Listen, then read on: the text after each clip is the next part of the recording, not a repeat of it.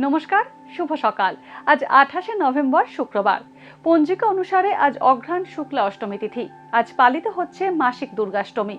আজ সারাদিন থাকবে ব্যাঘাত যোগ ও হর্ষণা যোগের প্রভাব। কর্কট, সিংহ ও কন্যা রাশির জাতকদের ভাগ্যে আজ কি আছে জেনে নিন।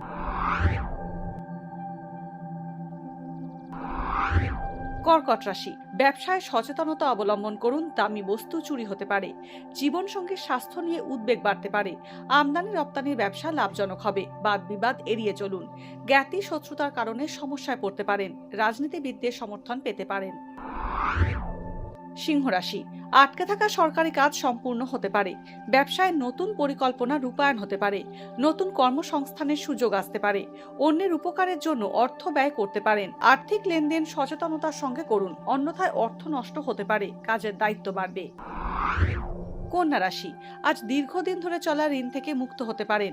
অবিবাহিতদের বিয়ের কথাবার্তায় বাধা আসতে পারে। কর্মক্ষেত্রে সহকর্মীদের সাহায্য পেতে পারেন। বিদেশ ভ্রমণের যোগ রয়েছে। সম্পত্তি সংক্রান্ত বিবাদ মিটতে পারে।